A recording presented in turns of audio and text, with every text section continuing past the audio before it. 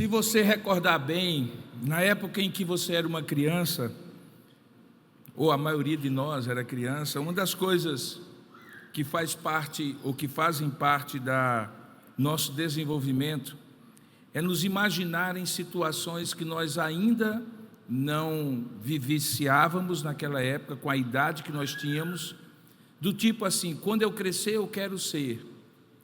Essa capacidade imaginativa que todo ser humano recebe da parte de Deus e que é estimulada pela família, pelos grupos sociais, nos permite viver vidas que nós não imaginávamos. Se eu fosse, se eu tivesse, e assim por diante. Uma das coisas muito comuns é, para crianças, não para adultos, obviamente, mas para crianças, dizer assim: se eu fosse um animal, que animal eu seria? E eu tenho certeza que você deve recordar de uns brinquedinhos que, algum tempo atrás, quando os brinquedos eram mais simples, havia um saquinho plástico com animaizinhos de fazenda, ou um saquinho plástico com animaizinhos selvagens. E eu me recordo que meus pais me deram um saquinho plástico com os animais da fazenda primeiro. Tinha uma vaquinha, tinha um cavalinho, tinha um porquinho, tinha uma ovelhinha. Eu olhei para aquele negócio ali, não achei graça nenhuma, porque menino gosta de coisa mais selvagem, né? E aí eu pedi outro saquinho, e aí veio o tigre, aí veio o gorila, aí veio o leão, aí veio o elefante, o hipopótamo, aquele rinoceronte com o chifre bem grande, a couraça da pele. E aí eu dei o saquinho de animais domésticos para minha prima, e fiquei com os animais selvagens, porque eu não queria ser porquinho, eu não queria ser vaquinha, eu não queria ser cavalinho, e muito menos eu não queria ser ovelha. Pense num bicho sem graça, ovelha. Não tem personalidade própria. Você já viu alguma ovelha saindo assim sozinha? Não faz um ruído bonito, não canta como um galo. Pelo menos se cantasse como um galo. Imagina uma ovelha cantando como um galo, seria interessante, né? Está sempre juntinho. Se o pastor vai para um lado, ou manda ir para um lado, aí vai tudinho juntinho. Maria vai com as outras, podia ser assim: ovelha vai com as outras. Se coloca comida, ela come; se não coloca comida, ela berra. Se coloca água, ela bebe; se não coloca água, ela fica com sede. Se tem um susto, corre, feito uma maluca, para tudo que é lado, não sabe nem de onde é que vem o perigo, mas corre para um lado e para o outro. Quem quer ser ovelha? Quando criança, a gente não quer ser ovelha. E eu suspeito que quando a gente cresce, também a gente não quer ser ovelha. Alguém nos disse que nós precisamos ser mais fortes, quem sabe lobos, mas independentes, o lobo solitário. Não precisamos depender de ninguém, não precisamos ser alimentados por ninguém. Logo cedo nós ensinamos nossos filhos a usar garfo e faca, para que eles sejam autônomos e independentes, e obviamente que isso é correto. Mas de alguma forma parece que está na nossa cabeça a ideia de que, se dependemos de alguém, somos fracos. De que, se não tivermos uma vida própria, com a nossa personalidade própria, se formos parecidos com mais algumas pessoas, e se esse parecimento, entre aspas, for de mansidão, de tranquilidade, de dependência, isso não é valorizado definitivamente nos dias de hoje, cada vez mais.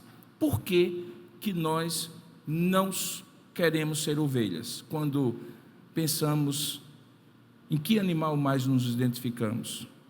Talvez a resposta a isso seja dada por alguém que foi pastor de ovelhas. E se tem alguma pessoa que pode falar sobre ovelhas, é pastor que toma conta de ovelhas.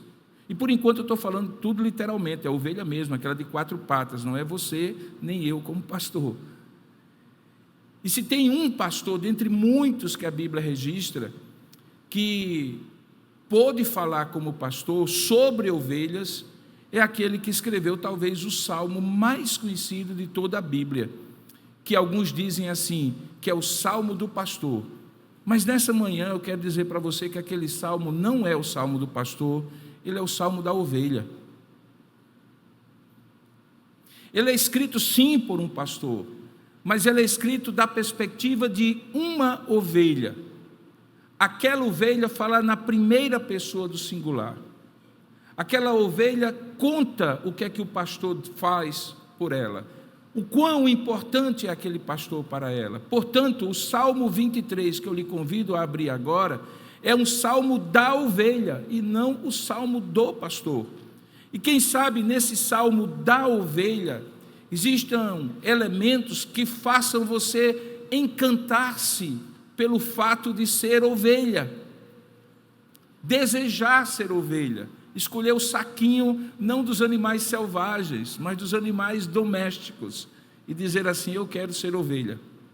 Porque muitas vezes a gente é tentado a não ser ovelha, mesmo sendo ovelha. Portanto, mesmo que você saiba de cor esse salmo, eu lhe convido a ler comigo, e nós vamos ler dessa vez juntos, tá bom?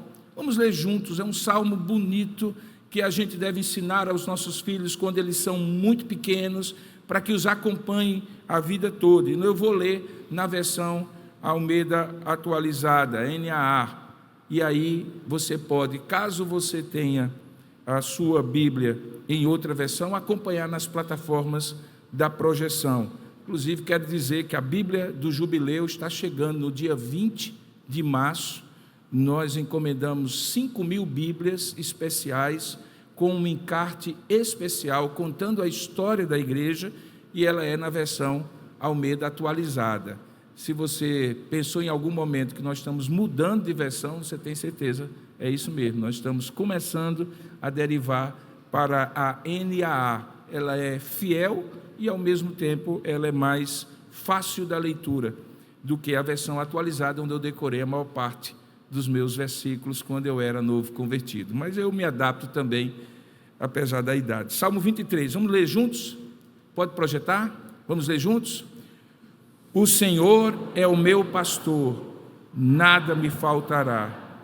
Ele me faz repousar em pastos verdejantes, leva-me para junto das águas de descanso, refrigera a minha alma. Guia-me pelas veredas da justiça, por amor do seu nome. Ainda que eu ande pelo vale da sombra da morte, não temerei mal nenhum, porque tu estás comigo. O teu bordão e o teu cajado me consolam. Preparas-me uma mesa na presença dos meus adversários, unges a minha cabeça com óleo, o meu cálice transborda. Bondade e misericórdia certamente me seguirão todos os dias da minha vida, e habitarei na casa do Senhor para todo sempre. Senhor, nosso Deus e Pai, fala conosco a partir do texto sagrado, inspirado pelo Teu Espírito. Abre o nosso entendimento para que possamos compreender para além da letra a mensagem que o Senhor tem para nós nessa manhã. E nós te daremos, iluminados pelo Teu Espírito, compreendendo a Tua palavra, crendo na Tua palavra, confiantes e obedecendo a Tua palavra, toda a honra, toda a glória e todo o louvor que Tu és digno de receber. É o que nós oramos em nome e para a glória do Senhor Jesus. Amém. O Senhor é o meu pastor. É uma ovelha falando. Não é um pastor dizendo o que ela tem que dizer. É uma ovelha expressando a sua convicção mais profunda, não de posse, mas de relacionamento. Sim, porque quando a gente diz, isso é meu, você pode compreender de duas maneiras, que aquilo é possuído por você, não é o caso. O pastor não era da ovelha, a ovelha é que era do pastor. Mas também pode significar um relacionamento tão próximo, tão íntimo, que você se apropria dele como algo que lhe pertence. Por isso que a gente diz, essa é minha esposa, que não é sua, no sentido de lhe ser uma propriedade, um bem imóvel, não é. Você diz, é meu filho, apesar de saber que um dia ele será esposo ou esposa de alguém e continuará a sua vida e já não estará mais próximo, mas você não o possui. É porque é alguém tão próximo, mas tão próximo que você chama de meu. Tanto é que alguém diz assim: encontre alguém para lhe chamar de sua ou de seu. Significa dizer relacionamento próximo, e aqui é este o sentido do texto: o Senhor é o meu pastor. Preste bem atenção que esse Senhor que aqui está grafado na sua Bíblia em letras maiúsculas é a tradução de uma palavra tão sagrada para os judeus que foi paulatinamente substituída para que não se pecasse contra o nome de Deus, tomando o nome de Deus em vão. Deus é conhecido com um nome geral em hebraico chamado El ou Elohim, que significa Deus de uma maneira genérica, o Deus falso e os deuses falsos e o Deus verdadeiro. Mas quando este Deus verdadeiro entrou em aliança, ele, em Êxodo capítulo 3, verso 14, apresentou-se a Moisés como: eu sou o que eu sou, ou eu sou quem eu sou. E esse tetragrama, 4 consoantes em hebraico, é o nome sagrado de Deus, que algumas vezes nós chamamos por Javé, Iavé ou Jeová. Não há certeza sobre a sonorização, porque o hebraico é uma língua consonantal, ela tem só consonantes. E a maneira como as pessoas falam é que torna aquela palavra audível e compreensível. Justamente para não tomar esse nome de Deus em vão, na palavra de Deus, os rabinos e os escribas antigos, desde a antiga aliança, da antiga escritura, costumavam trocar esse nome pelo nome Adonai, que significa Senhor. E é exatamente esta palavra que, se você for um texto hebraico, você encontrará como o Senhor Adonai, o dono. Ele está dizendo: o dono é o meu pastor, o Deus da minha aliança é o meu pastor, o Deus a quem eu pertenço, eu também pertenço a Ele, e porque eu pertenço a Ele, Ele também é meu. A partir dessa afirmativa, o Senhor é o meu pastor, que estabelece um nível de relacionamento pelo qual aquela ovelha via aquele pastor, não como alguém que tomava conta dele por empréstimo, porque alguém maior, que era dono de todas as ovelhas, havia separado aquele pequeno rebanho para cada um daqueles pastores auxiliares, daquele dono do grande rebanho, que não era apenas um meio de consumo que lhe dava a lã para que ele pudesse se abrigar, ou ter um meio de vida, ou eventualmente a própria carne para se alimentar. É uma relação de proximidade que faz desse salmo um testemunho de relacionamento. É como se alguém perguntasse a outra pessoa: o que é que eu sou para você? E Davi, de maneira inspirada, diz a Deus o que é que Deus é para ele. Como se hoje Deus perguntasse a você: o que é que eu sou para você? E você respondesse: o Senhor é o meu pastor. E isso, na visão daquela ovelha que era pastor, sim, porque Davi era pastor de ovelha, mas agora se colocava como ovelha diante do Supremo Pastor, dizer: o Senhor é o meu pastor, bastava. Ele poderia dizer muitas coisas sobre Deus.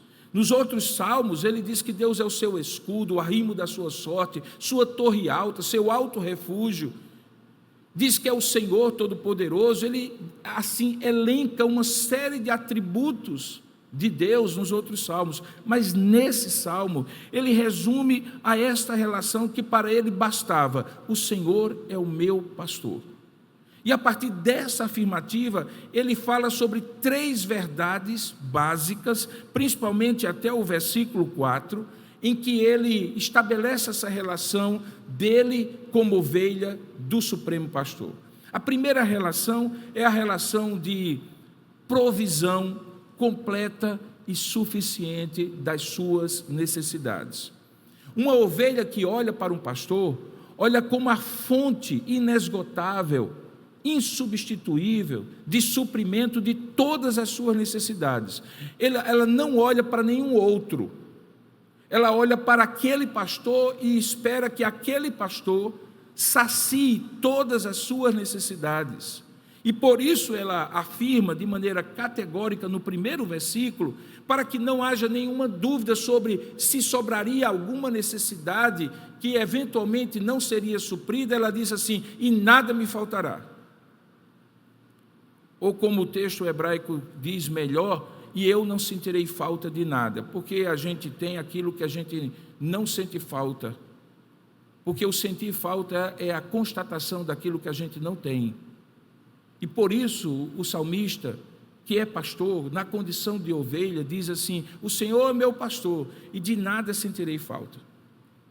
Ele detalha isso a partir do verso 2, imaginando o cotidiano dele como pastor. Este é escrito por Davi, o pastorzinho de ovelhas, quando diariamente fazia aquilo com as ovelhas dele, que agora ele, como ovelha do Supremo Pastor, recorda e registra.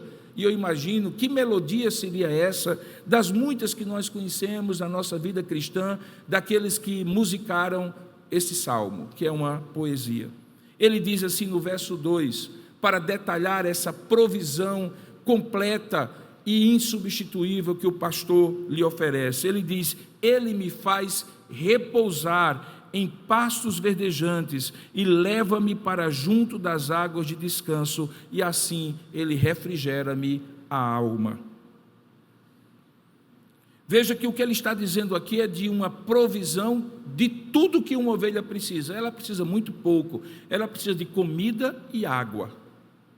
Em termos de provisão, os pastos verdejantes e as águas de descanso, as águas tranquilas, como diz em outra versão, aquelas que não são tumultuadas, não são barrentas, não são perigosas por serem cachoeiras ou terem uma grande correnteza, mas são plácidas como um riacho tranquilo, que a ovelha poderia se dobrar e ali tirar a sua sede naquelas águas de descanso. Ele diz então que aquilo lhe faz repousar, e outro, que aquilo lhe faz refrigerar a alma. É curioso isso, porque normalmente nós pensamos em fome e em sede como apetites vorazes. Se você for como eu, porque existem dois tipos de pessoas: aquelas que comem porque precisam e aquelas que comem porque gostam. E tem eu e você que gosta muito. Então é uma outra categoria, a terceira categoria. Eu sou daqueles que, quando penso em comida, eu penso em comer muito. Minha esposa está me tentando educar para que eu não coma tanto.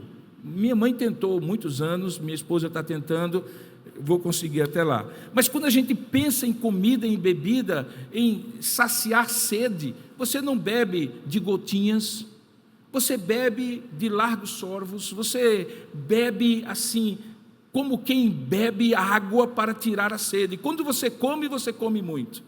Mas é curioso que aqui, esta provisão da sua comida e da sua bebida não tem nenhum tom de voracidade. Vê, ele fala de repouso, ele fala de refrigerar a alma. São coisas assim que têm a tendência da gente relaxar. É porque aqui o salmista não está falando sobre o momento de comer a comida, o pasto verdejante. O salmista não está falando do momento de beber a água na água tranquila, no lago tranquilo. Ele está falando do efeito que isso produz. O efeito que a provisão de Deus produz é descanso. Você descansa na provisão de Deus.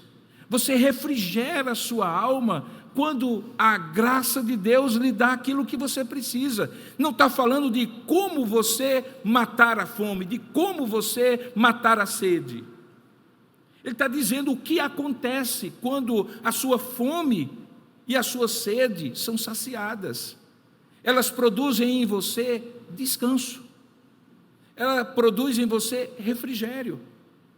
Por isso que a ênfase aqui desta ovelha, que é pastor, mas fala como ovelha ao seu pastor, é de lembrar o que a provisão de Deus lhe traz para a sua alma. Veja que o texto aqui diz que refrigera a alma, mas a alma não come comida, a alma não bebe água. Por que então refrigera a alma? Por que o salmista fala de alma, quando aqui está se falando de alimento, de água, coisas que servem para o corpo? É porque se tem alguma coisa que acalma a gente, é quando a gente tem nossas necessidades supridas. Abraham Maslow, um dos teóricos da psicologia, dizia que nós temos necessidades básicas numa pirâmide, em que, se elas fossem supridas, grande parte dos processos de ansiedade, de fobias, de manias, de desestabilizações emocionais já seriam supridas. Essa é a razão, porque, diga-se de passagem, quando a pessoa não tem o básico para viver, comida e bebida, você não pense que ela terá um comportamento adequado. Porque faltando comida e bebida, aquilo que é mais animalesco na natureza humana aflora. E essa é a razão porque você não imagina como, numa determinada situação de uma catástrofe, alguém pode roubar a casa de outro em busca de alimento. Talvez você não imagina porque você não está na situação, mas se você, no meio de uma catástrofe, tivesse que comer e alimentar a sua família, certos códigos sociais e leis corretas, inclusive, como, por exemplo, não pegar o que é seu, naquele momento seria relativizada, porque a sua necessidade básica é comer, e você ali pegaria e comeria, e talvez na sua mente você não estaria nem roubando isso, você estaria simplesmente sobrevivendo. Mas é que quando isso falta paz. Quando isso falta tranquilidade, falta descanso. O modo leão é ativado, e não o modo ovelha. E o que Davi estava colocando aqui é que o modo ovelha, quando tem a sua fome saciada, quando tem a sua sede saciada, naturalmente aflora, porque há a provisão de Deus. Jeová Jireh, o Deus que provê, sacia a sua fome, e não apenas de comida, mas fome no sentido geral, a ponto dele dizer que a sua alma descansa, a sua alma é refrigerada. Porque entre uma ovelha e um pastor, a primeira necessidade que ela tem é de sua provisão.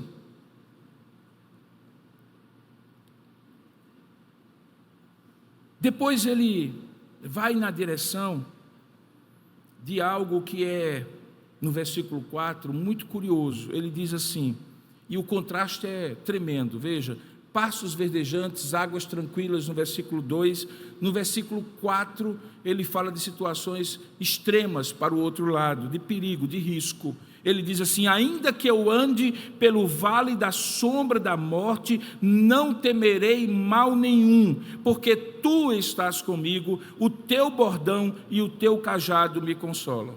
Nesses dois, ou nesse versículo que tem essa descrição de um vale da sombra da morte e de um bordão e de um cajado que consolam, nós temos dois outros aspectos dessa relação, que é o aspecto da presença e da proteção divina. Veja que ele está imaginando, como pastor que era, as muitas vezes em que ele tinha que mover o rebanho de um lado para outro em busca de pastagem ou de água tranquila, e no meio de uma área para outra havia um vale profundo. Vale profundo, ou vale da sombra da morte, a sentido, era aquele vale onde as ovelhas se afunilavam ali na escarpa, entre uma escarpa e outra, naquele vale profundo, porque não havia largura suficiente, como no campo aberto, para elas pastarem tranquilamente. Elas faziam quase uma fila indiana e tinham que passar por aquele lugar, só que aquele lugar era um lugar perigoso, era uma espécie de um corredor da morte, porque naquelas sombras que elas não percebiam, que o raio da luz do sol não chegava até a profundidade do vale, poderia estar escondido lobos vorazes ou salteadores. Era um momento, portanto, de perigo, como muitos que a gente passa na vida.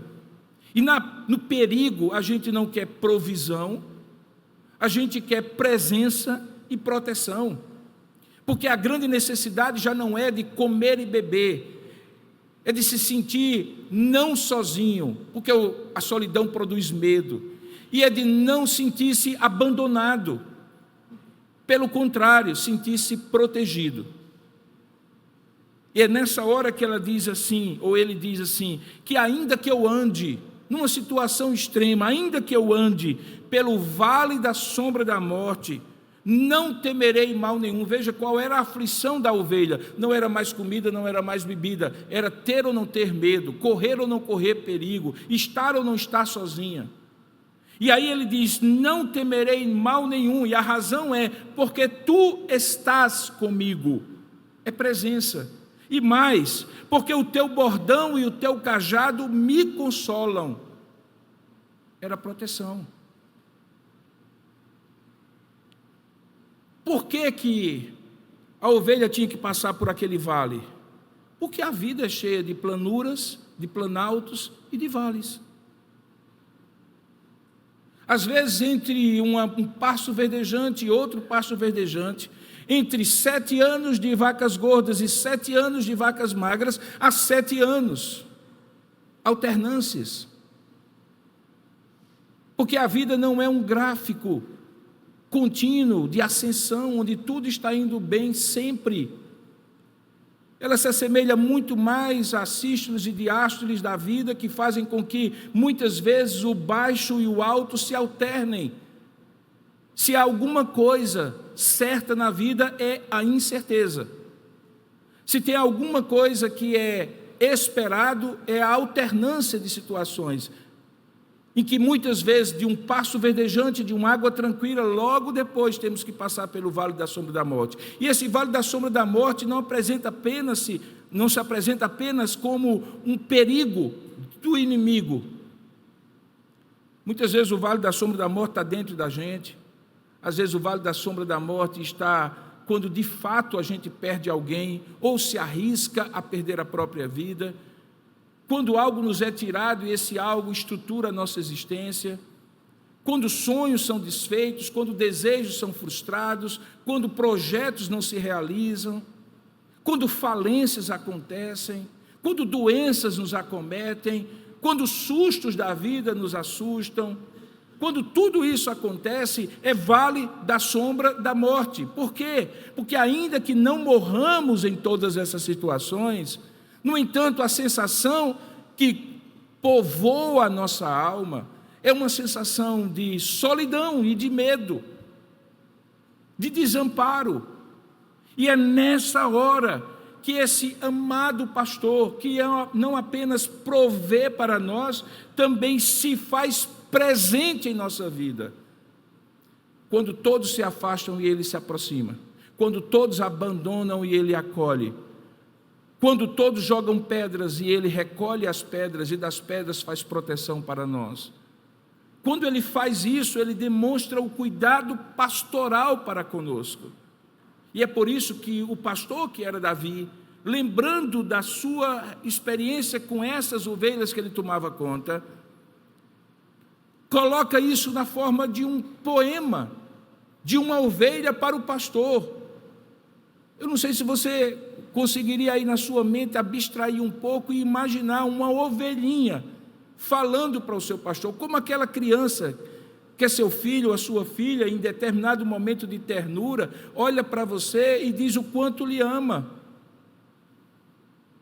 Ou num gesto simples que você faz por ele, ele demonstra com o brilho do olhar, com um sorriso no rosto, o quanto você é precioso e o quanto ele se sente seguro.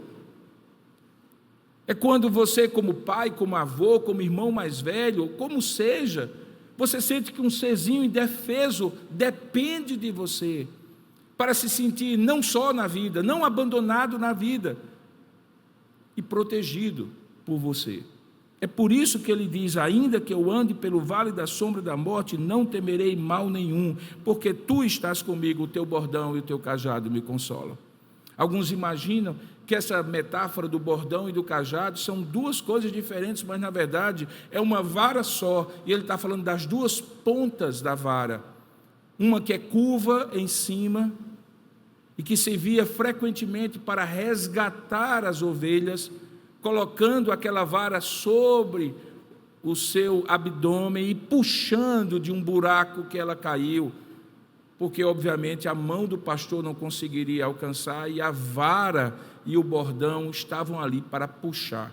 Mas algumas vezes do outro lado da vara, que não era curvo, era reto e muitas vezes agudo, até pontiagudo, era o lugar da proteção da ovelha contra ela mesma, quando uma batidinha na sua cabeça ou na sua perna lhe tirava do caminho errado e o conduzia de volta ao caminho certo, ou quando vinha um urso, um leão, um lobo, e aquela vara que não era mais apenas para proteger a ovelha dela mesma, da sua própria estultícia de cair num buraco, no entanto, era aquela vara que bateria no leão, no lobo, ou no predador, ou contra o mercenário que roubava a ovelha, ou que tentava roubar a ovelha. Novamente aqui, ele está falando de proteção, de presença. E ele, como pastor, que cuidava de ovelhas, imaginava o que é que uma ovelha, olhando para ele, enquanto ele cuidasse, diria para ele. E ele toma esse sentimento e diz: eu agora vou dizer ao meu pastor quem ele é para mim. Ele é aquele que me protege. Ele é aquele que está presente na minha vida. Presente não apenas no pasto verdejante na água tranquila, ele é presente nos momentos mais difíceis do vale da sombra da morte. Deixa eu dizer uma coisa para você. Quem já passou sabe do que eu estou falando. E se você não passou, talvez porque é muito jovem ou foi poupado disso, talvez você vai passar, provavelmente. Há momentos na nossa vida em que só Deus presente para a gente não desistir de viver. Uma das coisas mais frequentes ultimamente que eu tenho recebido e que de certa maneira me desespera, no sentido de tentar ajudar, são mensagens nas redes sociais, em mensagem direta, não aquela que todo mundo pode ver, mas mensagens diretas. Sexta-feira passada eu recebi uma mensagem quando estava chegando a João Pessoa, que dizia assim: eu não aguento mais, hoje eu tiro a minha vida. E era uma mensagem de uma pessoa, dos muitos seguidores que você tem na rede social, que eu não conhecia. Eu cliquei lá no perfil, identifiquei a pessoa, era uma pessoa real, não era uma pessoa fake, e eu fiquei pensando assim: o que é que eu posso fazer? O que é que eu posso fazer? Eu posso tentar entrar em contato com um colega pastor, naquela cidade onde provavelmente a pessoa está, mas como é que ele vai comunicar-se com ela? Então eu resolvi falar diretamente com a pessoa, e dizer para ela que procurasse alguém que pudesse lhe escutar, procurasse alguém que pudesse lhe ajudar. E como eu identifiquei pelo perfil dela onde ela vivia, eu coloquei 2 ou 3 possibilidades de igrejas ou de colegas pastores que eu conhecia naquela cidade. E a minha esperança é que ela tenha buscado ajuda sexta-feira, porque de sexta-feira para cá eu não escutei nada mais dela. Mas mais do que a minha esperança de que ela possa ser ajudada, protegida e tenha alguém presente, humanamente falando, naquele momento foi um momento em que eu curvei a minha cabeça, fechei os meus olhos e disse: Senhor, Tu és o pastor que garante presença e proteção a todo aquele que Te busca. Vai até essa pessoa no vale da sombra da morte, onde ela se encontra agora, e com a Tua vara e o Teu cajado, console essa pessoa. Deus faz isso quando ninguém pode fazer, ou quando ninguém está disponível para fazer. Perceba que entre o versículo 3, ou melhor, 2 e o versículo 4, eu pulei propositadamente o versículo 3, a segunda parte. No versículo 2 eu falei de provisão, no versículo 4 eu falei de presença e proteção, no versículo 3 tem algo que é fundamental. Ele diz assim: guia-me pelas veredas da justiça, por amor do seu nome. No campo não tem estrada asfaltada, tem caminho e vereda. E caminho e vereda que se forma no meio da grama, do mato, pela habitualidade das pessoas passarem ali. Você pega um campo e você vê lá de longe o caminhozinho serpenteando, muitas vezes tentando sair dos lugares mais íngremes para os lugares mais tranquilos, é porque por ali costumeiramente passa pessoas, e onde o pé esfrega, a grama não cresce, onde o rebanho passa continuamente, a grama não cresce. E aí você não tem estradas, BRs asfaltadas, você tem veredas. E essas veredas é pela habitualidade de se passar por elas. Mas preste bem atenção, há veredas boas e veredas ruins. Aqui ele fala de veredas da justiça. Veredas são caminhos, são opções, são hábitos, são estilos de vida, são costumes. Veredas têm a ver com aquilo por onde a gente anda, tem a ver com a caminhada da vida, com a jornada da existência. Vereda tem a ver com aquilo que nós sempre fazemos, nunca nos libertamos, nunca deixamos, e se for bom, ótimo, mas se for ruim, terrível. Porque quando a gente torna o hábito um estilo de vida, esse estilo de vida pode nos destruir, se for ruim. Aqui, no entanto, não era. Ele diz assim: guia-me pelas veredas da justiça. Justiça é retidão. A palavra justiça é retidão, um caminho reto. Uma das promessas abençoadoras da vinda do Senhor, no livro de Isaías, é que Ele aplanaria os caminhos, os montes, e endireitaria as veredas. Endireitar é colocar na retidão. Às vezes o nosso caminho é tortuoso demais, a gente dá muita volta, e como alguns gostam de dizer, às vezes a gente se enrola na volta do rio, na curva do rio. Mas aqui não, aqui é um caminho reto.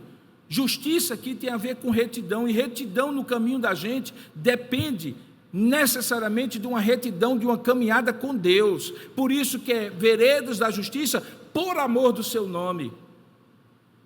Quem não é reto com Deus, ou Deus não endireita o seu caminho, não consegue ser reto na vida, porque a gente tem a tendência errante. Ovelha só anda no caminho da retidão porque o pastor vai adiante dela e as chama pelo seu nome e diz: é por aqui. Do que é que tudo isso nos fala, irmãos? E nos fala de provisão quando nos leva a pastos verdejantes e águas tranquilas. Se nos fala de proteção quando está conosco no vale da sombra da morte, presença e proteção. Em quarto lugar, fala de direção. Direção. Ele nos guia pelas veredas da justiça. O Senhor Jesus, em algum momento, no livro de João, capítulo 10, fazendo um contraste entre ele como o bom pastor, um dos seus eu sou do livro de João, ele diz: eu sou o bom pastor. O que é um bom pastor? Ele mesmo responde: é aquele que defende, aquele que protege, aquele que provê, mas aquele que chama as suas ovelhas pelo nome. Ele as reconhece, ou elas o reconhecem e o segue. Ovelha reconhece a voz do bom pastor, porque ele quer endireitar o seu caminho, quer guiar pelas veredas da justiça. E aqui ele não está falando de outra coisa, ele está falando sim de corrigir o nosso caminho. Ele está falando de nos encaminhar para o que é direção. Agora preste bem atenção: quando você tem provisão, presença, proteção, direção, isso na teologia se chama providência. Deus usa o seu pastor, o Senhor Jesus, o seu único Filho, encarnado, que morre por nós, como aquele que é a expressão maior da sua providência para conosco. Nós não somos cachorro de mudança, irmãos, que não temos dono, não sabemos de onde estamos saindo, nem para onde vamos. Nós somos ovelhas, nós temos que abrir o saquinho das ovelhas e dizer assim: eu quero ser ovelha. Porque ovelha tem a provisão, que bom, tem a proteção, tem a presença, maravilhoso, mas também precisa da direção, porque ela é errante. Desculpe dizer, ovelha é bicho burro, não vocês, claro, estou falando das ovelhas de 4 patas, vocês são inteligentes. Porque veja, tem um pastor que provê, tem um pastor que está presente, tem um pastor que protege, tem um pastor que dirige. Qual é a razão de uma ovelha se desgarrar como aquela centésima e deixar o rebanho? Nenhuma, a não ser o fato de que ela não tem a capacidade de discernir perigos, de buscar comida por si só, de buscar bebida por si só. de viver sozinha sem um grupo que lhe proteja. E é nesse sentido que o pastor diz: ele endireita as suas veredas, trazendo para as veredas da justiça por amor do seu nome. Provisão, presença, proteção, direção. Era isso que Davi via em relação às suas ovelhas. Mas eu quero concluir dizendo o seguinte: essa relação não era uma relação de uma via só. O pastor tinha interesse nas ovelhas.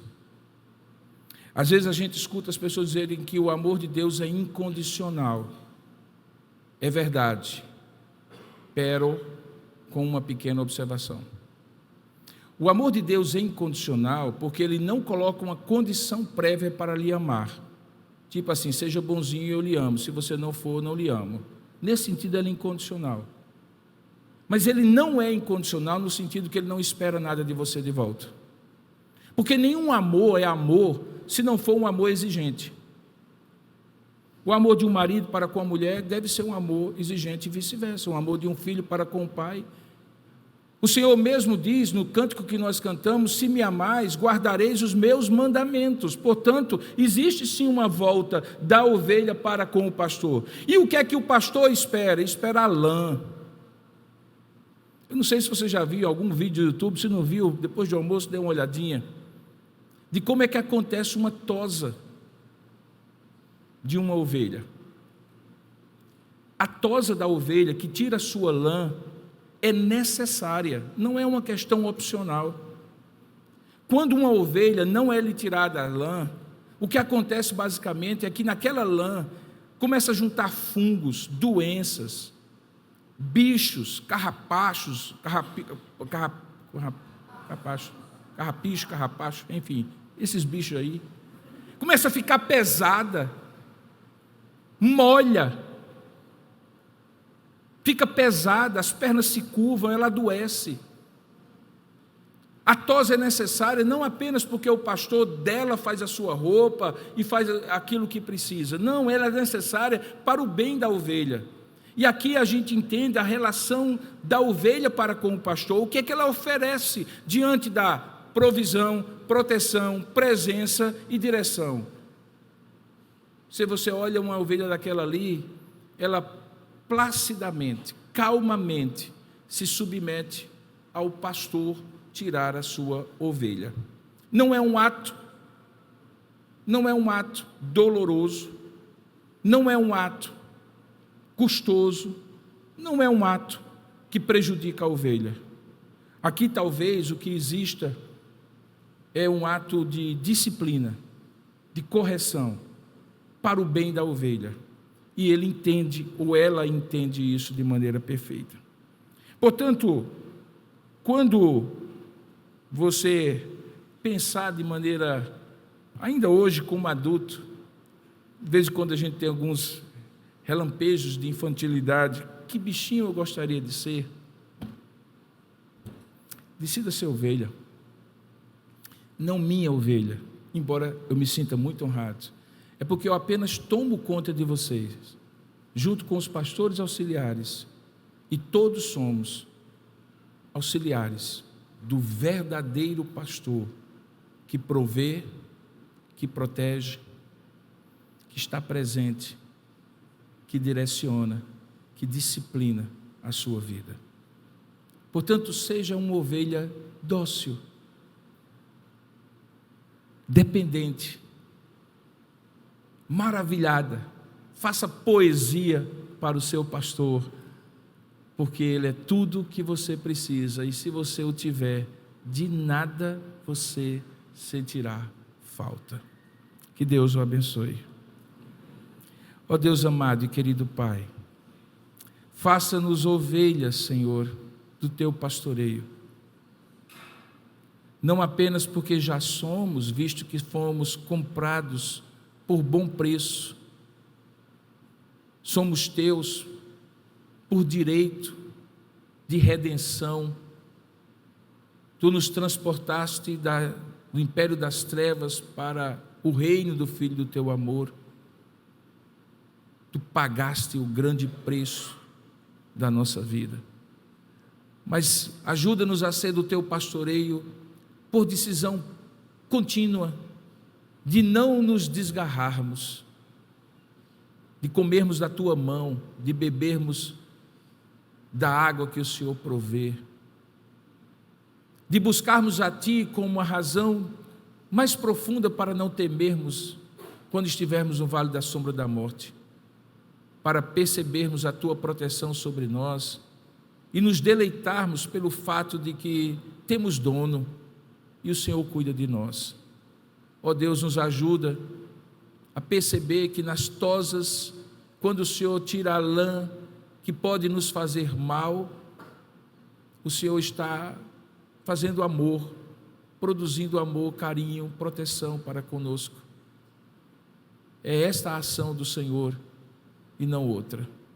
Ajuda-nos a ter as nossas veredas endireitadas, ó Pai, e caminharmos obedientemente a Ti, porque o Senhor é o nosso pastor e de nada sentiremos falta.